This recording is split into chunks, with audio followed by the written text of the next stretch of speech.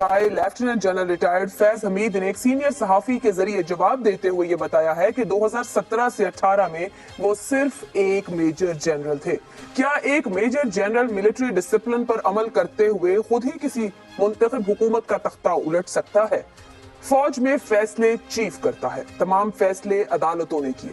گزشتہ روز مریم نواز نے general retired فیض حمید کے کورٹ مارشل کا مطالبہ کرتے ہوئے کہا تھا کہ فیض حمید نے 4 سال عمران حکومت کی حمایت کر کے ملک تباہ کرنے میں کردار ادا کیا اور 2 سال نون لیگ کی حکومت گرانے میں کردار ادا کیا۔ غیر آئینی کردار پر فیض حمید کو نشان عبرت بنانا چاہیے۔ فیض حمید حاضر سروس تھے تو وہ ان کے خلاف عدالت گئی تھی۔ مریم نواز نے مطالبہ کیا ہے کہ اداروں کو ایسے افراد کو سزا دینی چاہیے۔ جنرل باجوہ حاضر سروس تھے تو نواز شریف نے بھرے جلسے میں ان کا نام لیا۔ سابق چیف جسٹس ثاقب نثار پر تنقید کرتے ہوئے مریم نواز نے کہا کہ ثاقب نثار جس طرح باتیں کر رہے ہیں اس سے واضح ہوتا ہے وہ آج بھی متحرک ہیں۔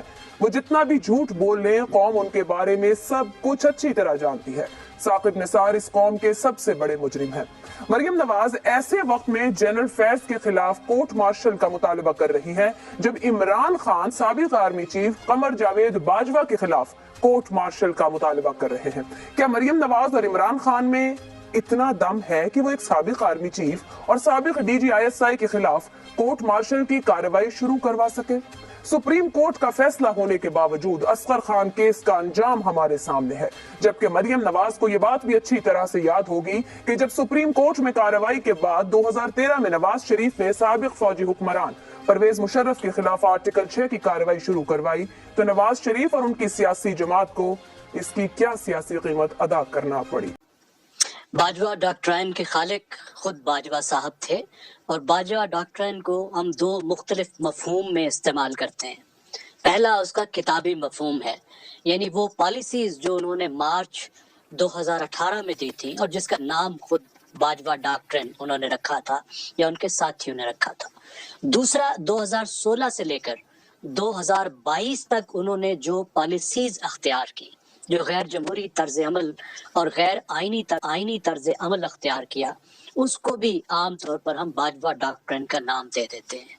ان دونوں کا آپس میں گہرا تعلق ہے، کیونکہ پالیسی کی حد تک جو باجوہ ڈاکٹرائن تھا اس میں بے شمار پازیٹیو باتیں تھیں، لیکن جو انہوں نے عملی اقدامات کیے وہ اس باجوہ ڈاکٹرائن کے خلاف گئے جو کتابی باجوہ ڈاکٹرائن تھا۔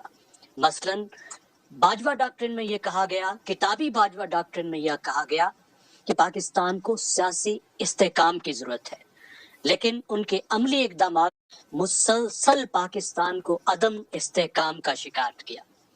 باجوہ ڈاکٹرن میں یہ کہا گیا کہ پاکستان میں معیشت کو اولیت دی جائے گی، ہم جیو اسٹریٹجی سے جیو اکانومی کی طرف جائیں گے، لیکن جس طریقے سے احتساب کے نظام کو استعمال کیا گیا اس کے نتیجے میں پاکستان کی گورننس پر جو اثر پڑا، اس کے نتیجے میں جس طریقے سے پاکستان کی جو سول سروس ہے وہ معطل ہو کر رہ گئی، بزنس جس طریقے سے خوف زدہ ہوا، اور سیاسی عدم استحکام کے نتیجے میں بھی جس طرح معیشت پہ اثر پڑا، وہ بھی باجوہ ڈاکٹرن کے کلی طور پہ خلاف تھا۔